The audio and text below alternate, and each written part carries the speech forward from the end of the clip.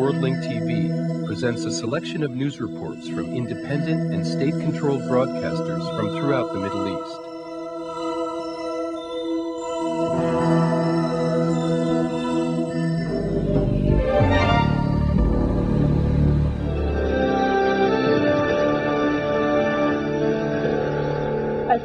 Peace be upon you. This is the news in brief. The Belgian Ministry of Justice announced that a lawsuit was filed in Belgium criticizing the U.S. President George Bush and the British Prime Minister regarding their responsibilities in the war on Iraq, clarifying that it will send the lawsuit to the American and British courts. An American soldier was killed and 2 others were wounded after their military ambulance was hit by a rocket-propelled grenade in the area of El Iskandariya, south of Baghdad. Many residents and store owners of the Ramadi district expressed their anger following the raids and search campaigns conducted by U.S. forces. The Minister of Information Affairs, Abed Rabbo, announced that Israelis and Palestinians held a new security meeting with the participation of the United States, but did not produce any results. The Palestinian Prime Minister held 2 meetings with the leaders of democratic and popular factions for the freedom of Palestine. Both sides reject a truce with Israel, confirming that they will continue to resist and assert the need to establish a single united national leadership. Israeli occupation forces begin for the first time to remove illegal settlement outposts in the West Bank, despite intense opposition by a group of settlers. Today, the International Atomic Energy Agency urged Iran to maintain transparency relating to its nuclear programs and to allow wider and stricter inspections. This is the end of the news in brief.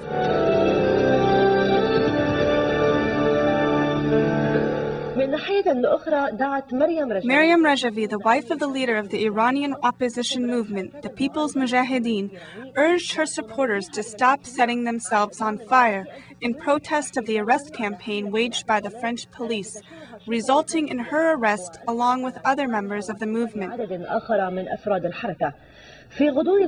Meanwhile, 2 Iranians set themselves on fire in front of the French embassy in Rome.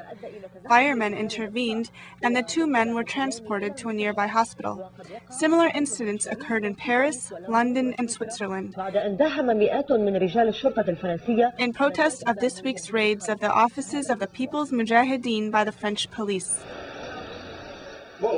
In light of raids by the French police, the People's Mujahideen office in London, known as the Iranian Opposition Council, is calling for help from British lords and representatives to rescue the situation. The last country on the planet which can have doubts about the Iranian resistance is France. For 20 years, it has been host to about 200 opposition activists. So why are they suspecting them now? There is concrete evidence that the organization is not involved in any terrorist activities, not in France, England, or any of the EU countries. So why now, after 20 years? I believe that there is a dirty deal between the French Foreign Ministry and Tehran for some reason.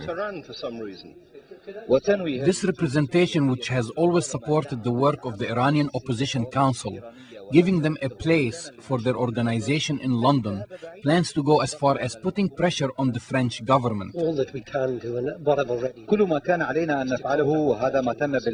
all we can do, and what we have already done, is call the French ambassador in London to let him know that we have found no evidence to prove that the Iranian resistance throughout their 20-year presence in Europe have been involved in any terrorist activities whatsoever. And we are asking the French to please provide any evidence you have. Otherwise, release the detained members.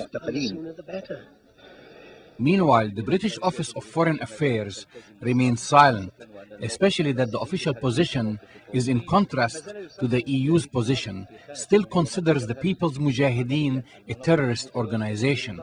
Nevertheless, the organization is present in Britain and supports the official position to have Tehran curb its nuclear program. It's much best for all Europeans. It is best for Europeans to admit that Iranians have the right to work on changing their mother country to the better and to fight on their own homeland. The Geneva Convention and the Universal Convention for Human Rights guarantee this right to withstand against tyranny. The British government is concerned with the Iranian nuclear program more than it is concerned with the dangers of terrorism, especially from an Iranian opposition organization working on British land. As long as the People's Mujahideen or other organizations do not cross the boundaries of peaceful political work. Kamal Al-Alwani, Abu Dhabi Television, London.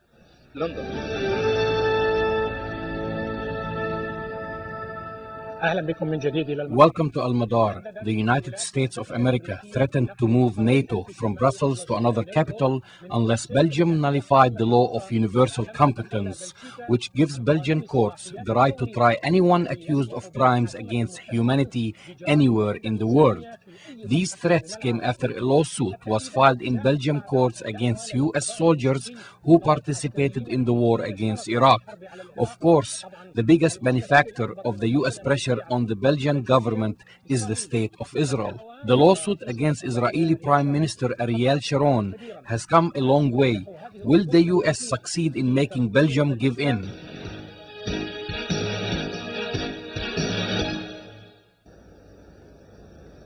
Visitors to the Azer district in the Belgian capital, Brussels, will find a building established in 1967. It is the NATO's headquarters, which includes 19 member countries, such as the United States of America. Currently, Belgium is working on a project to construct another building by the year 2009, costing 300 million euros. They have already signed construction agreements with companies from the member countries. However, all these plans may be stopped since the U.S. insists on moving the NATO headquarters to another place outside Belgium. So what are the reasons? The reasons are not related to differences of opinion in NATO, nor are they related to the construction of the new building. The reasons go a lot further than that. They go beyond Lebanon, occupied Palestine, and Iraq, and concludes in Brussels. The issue is the Belgian Law of Universal Competence, issued in 1993, which gives Belgian courts the right to try people accused of war crimes, genocide, and crimes against humanity, regardless where it happens or the nationality of the accused. Furthermore, it does not recognize any political immunity given to the accused. Back then, the issue did not raise concerns among those who claim to protect democracy and liberty around the world, since this law was aimed at the genocide crimes committed in former Belgian colonies, such as Rwanda. However, the situation changed when the relatives of the victims of the Sabra and Shatila massacre resorted to the Belgian courts to try Israeli Prime Minister Ariel Sharon. He was the Minister of Defense during the Israeli incursions into Lebanon in 1982.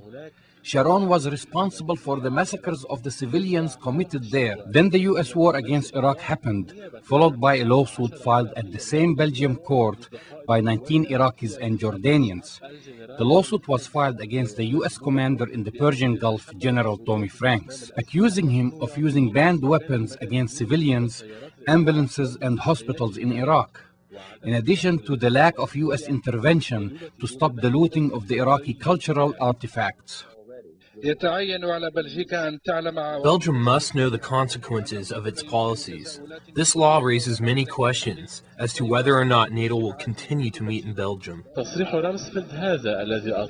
Rumsfeld made his statements in the Belgian capital, and after Brussels took measures toward alleviating tensions with Washington and Tel Aviv.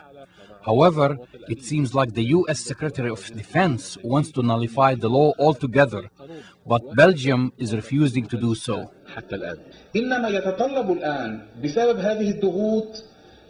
There is obvious pressure which the Israeli government is bragging about. Thus, Arab governments and the Arab public must get involved.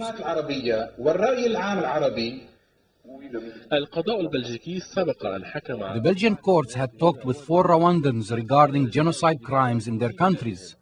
But if Belgium gives in to the U.S. and Israeli pressure and nullifies the law of universal competence, being unable to enforce this international law when the accused becomes American or Israeli, then this issue will become a case of racism.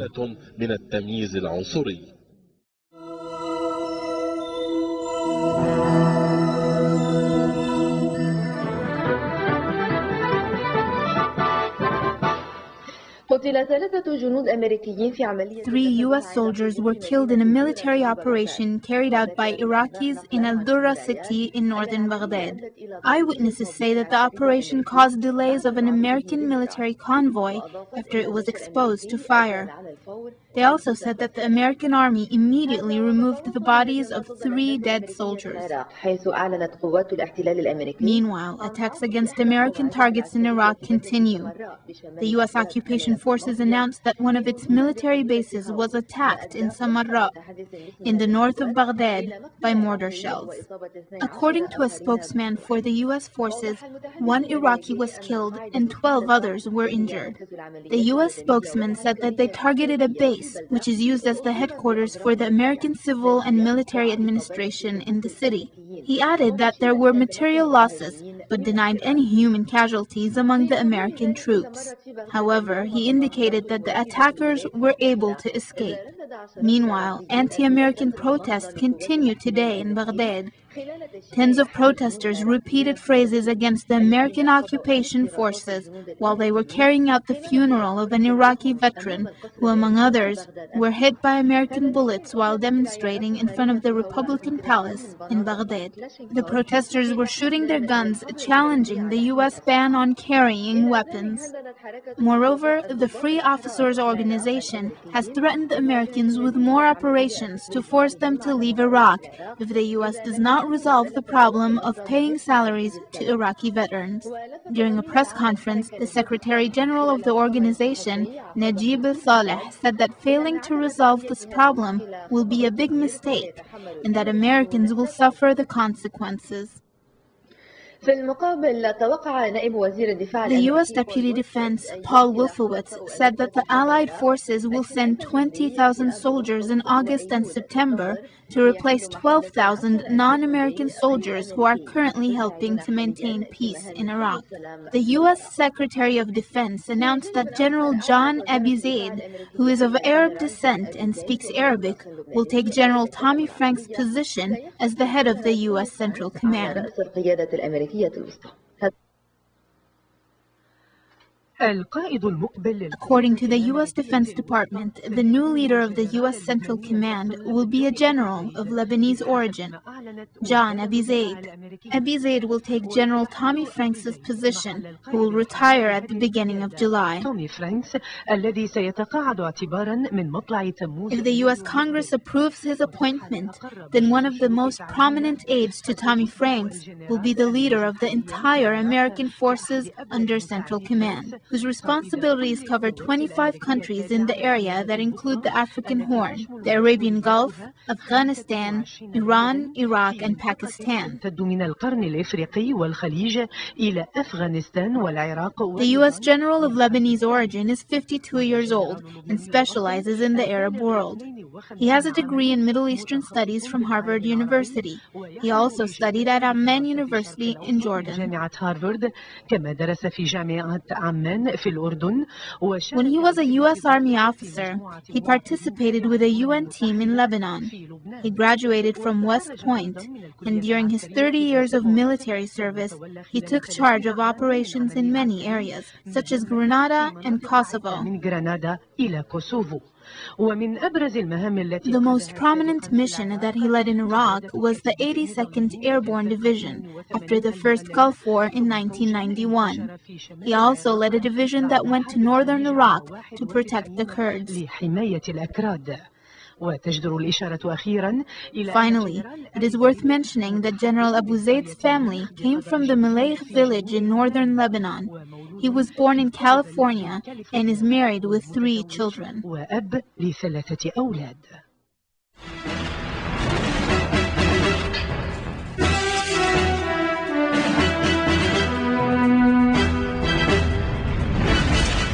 An Israeli settler was killed Thursday in a Palestinian martyrdom operation in the northern occupied Jordan Valley.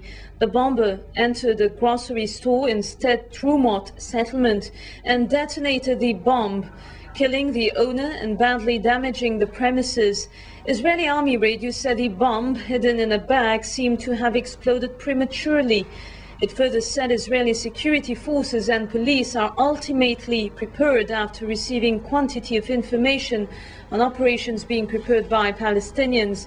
The Palestinian Authority has condemned the latest bombing, but has urged Israel to contain its reaction. Israeli occupation troops arrested overnight at least 6 Palestinians in the West Bank towns of Jenin and El Khalil. Meanwhile, our correspondent in the West Bank said a group of Israeli settlers from Suisa settlement brutally hit 2 old Bedouins from Rabi family and their son who live in the Yatta village in El Khalil. The wife was seriously hurt and all 3 were rushed to hospital for treatment. In the Gaza Strip, Palestinian resistance fighters targeted with their machine guns an Israeli military outpost near Nevedek Kalim settlement. They also targeted an Israeli force near Rafah, also in the Strip.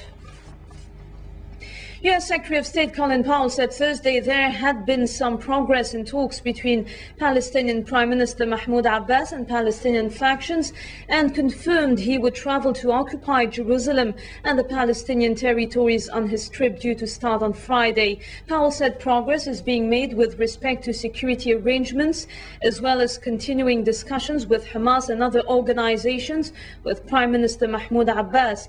He condemned early Thursday's martyrdom operation. The Secretary of State is first heading on to Jordan later Thursday before moving to the occupied Palestinian territories, where he will meet with both Abbas and the Israeli Prime Minister Ariel Sharon as part of his efforts to start out on the U.S.-sponsored roadmap plan. As we continue down the roadmap, we will work very hard with our partners in the region and our partners in the European Union and elsewhere to add to the capacity of the Palestinian Authority so that they can increase their reach in Gaza and ultimately, we hope, to the West Bank communities as well. And as they increase their capacity, I think they can do more than just perhaps seek ceasefires with some of the militant groups, those that sponsor terrorist activities, but can begin the process of removing their capacity to undertake such terrorist activities. Thank you. Meanwhile, Palestinian Prime Minister Mahmoud Abbas continued on Thursday his talks with Palestinian factions aimed at securing a ceasefire with the Israeli occupation. He first held morning talks with representatives from the Popular Front for the Liberation of Palestine, which turned out fruitless after the group rejected to halt its resistance operations. And following talks late Wednesday with Abbas, Hamas and the Islamic Jihad said they are still reflecting on his bid for a truce to advance the roadmap. Meanwhile, Israeli Prime Minister Ariel Sharon said Israel will continue to assassinate whom Israel considers as ticking human bombs. Another meeting gathered Thursday Palestinian Prime Minister Mahmoud Abbas and the Palestinian resistance movements to be added to the series of joint talks taking place for as many days in a bid to reach a ceasefire with the Israeli occupation. Following a meeting this morning with the Popular Front for the Liberation of Palestine, the group's representative Jamil Majdalawi expected that the Israeli occupation continue as well as Israeli aggressions on the Palestinian people.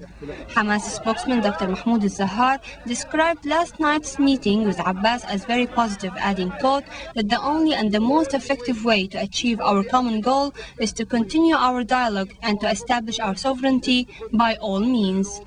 Also, we expressed our fear and also the fear of the people after the reports came from different sides concerning the possibility of any security aggression against the Palestinian people and any conspiracy between the security section and Israel. That was expressed by Mr. Mahmoud Abbas, and he denied any of these. We are going to carry what we heard here to our people, our leaders, and also to everybody on the basis of the will of a common agreement about how to run our policy in the expected future to solidify the Palestinian society and to prevent any internal confrontation. Abbas then moved straight into talks with Islamic Jihad. Senior Islamic Jihad official Muhammad al-Hindi described the meeting as good, adding that they will continue the dialogue. Al-Hindi said that Islamic Jihad told Abu Mazen they are ready to stop their operations if Israel stops the assassinations and the incursions and releases the prisoners.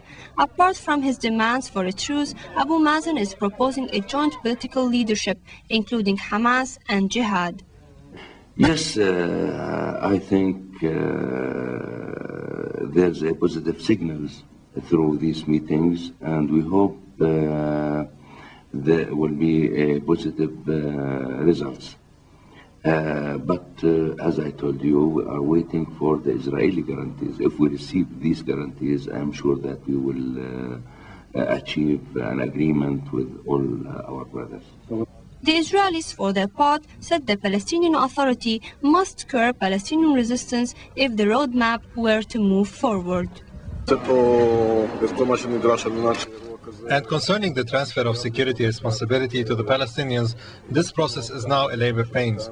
I cannot say for sure how serious they are, but we are still in labor pains, and the process will take some time. And the sooner the Palestinians take responsibility, the better it will be for both sides.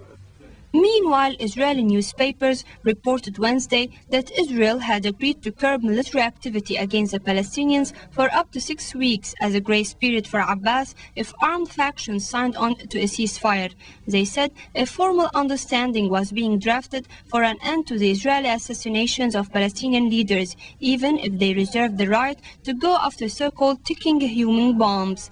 This came as Israeli officials agreed in a White House meeting this week that only Palestinians seen as imminent attack threats and not top political figures would be targeted henceforth. But Israeli Prime Minister Ariel Sharon made no mention of a policy change, and in a speech to an international Jewish group, he emphasized that Israel will not compromise its security, not now and not in the future. Hamas official Ismail Haniyeh derided Israel's gesture, stressing that this indicates that Israel will continue assassinations. He said, "We reject any classification for who can be assassinated," and concluded assassinations must stop and the occupiers must leave. U.S. Monitor John Wolfe met Thursday with Israeli Defense Minister Shaul Mofaz to press efforts to conclude a ceasefire between the Israelis and the Palestinians. During the meeting, Israeli public radio quoted Mofaz as brushing aside suggestions by the Palestinian radio that Deputy Marwan Barghouti, currently on trial in Israel, might be freed. Mofaz said Israel is not speaking at this stage about the liberation of prisoners.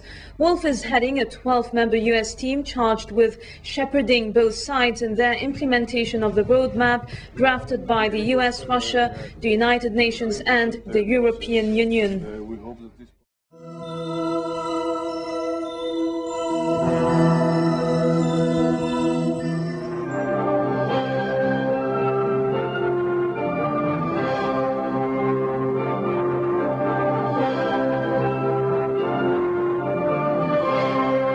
Iranian Foreign Minister Kamal Kharzi says Iranians, no matter what their inclinations, will not allow foreigners to interfere in this country's internal affairs.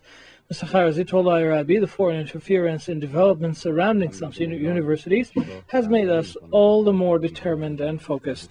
He added the aliens have always got results opposite to their expectations whenever they meddled in Iran's domestic affairs. The foreign minister said the expression of students' demands within the legal framework is their natural right. He underlined that students' gatherings do not mean that the Islamic Republic's foundations have been undermined. Rather, it means democracy is present in Iran. Answering a question on the handover of MKO terrorist group list members to Iran by France, Kharzi said the European Union considers the MKO a terrorist group-led a terrorist organization. He went on to say the French government has arrested them within the framework of its obligations towards the EU. The Iranian top diplomat stated that their fate depends on the French government's decision and dialogue between Tehran and Paris. French Security Chief Pierre de Bascois de Florin has said the MKO terrorist group-led are dangerous to France and its people. He added, after the downfall of Saddam Hussein's regime in Iraq, the MKO terrorists began arriving in France in big numbers. The French official further said a town near the capital, Paris, turned virtually into a command headquarters of the grouplet. The security chief went on to say in 2001 some 195 operations were led against Iran from the MKO terror headquarters at this town. He added, Paris was convinced the MKO terrorists were up to carrying out operations against the Iranian interests abroad. He then said Tuesday's crackdown came on top of years of investigation into the MKO terrorist grouplet's activities in France, adding, when the French intelligence agency was convinced they are dangerous, it acted on. The operation on Tuesday led to the arrest of 165 MKO terrorists and seizure of more than $8 million in cash. The International Atomic Energy Agency's 35-nation Board of Governors on Thursday lauded Iran for its transparent cooperation with the body. Following the second day of debate on draft report over Tehran's nuclear program, the UN nuclear watchdog expressed hope that the vague points and questions existing in the report would be removed. At close of the session, held in Vienna, head of the International Atomic Energy Agency, Mohammed al-Baradei, said that so far Tehran has had a close and clear cooperation with the body and that the IAEA has been assured of Iran's future full cooperation. Iranian representative to the International Atomic Energy Agency, Adi Salehi, meanwhile, said today that the decision taken by the IAEA board would be acceptable to Tehran. He further said the IAEA's Thursday session did not match U.S. aspirations for the international body to add the pressure building against Iran by issuing a so-called resounding condemnation of Iran's peaceful nuclear program. 6 major industrial and mineral projects went on stream in the north-central Iranian province of Semnan on Thursday, with the Iranian Minister of Industries and Mines, Eshaq Jahangiri, in attendance. Some $4.5 million have been channeled to the scheme, which has created over 60 job opportunities. Also on Thursday, an industrial township covering more than 760 hectares of land was inaugurated by the Industries and Mines Minister. Once fully operational, the township houses some 331 industrial units. Iranian Energy Minister Habibullah Bitaraf was on hand Thursday for the inauguration of a major water project in the southwestern Iranian province of Chagmal Bakhtiyari. In the project, underground tunnels carry off the water of the Karun River to the Karun 4 Dam, the country's tallest dam currently under construction. The diversionary canals are built at the side of the Karun 4 Dam with an overall length of about 1,300 meters. More than 150,000 cubic meters of drilling and concrete laying has been carried out for the construction of the canals. Once completed, the dam will become a reservoir for over 2.3 billion cubic meters of surface waters in the area. That's besides irrigation purposes, will also generate up to 2,100 megawatts of electricity per year. Iran's oil platforms are now equipped with the latest international standards as the oil sector receives 3 international certificates for top quality, environment protection, and job safety.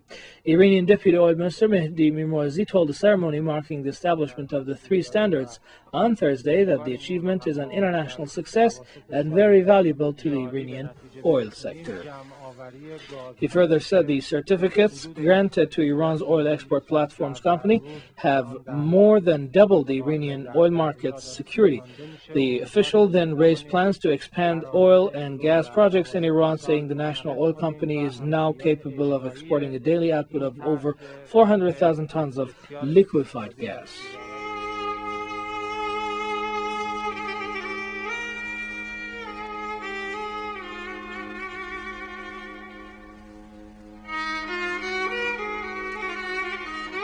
Mosaic is made possible by a grant from the John S. and James L. Knight Foundation, which promotes journalism excellence worldwide and invests in the vitality of 26 U.S. communities, and the William and Flora Hewlett Foundation,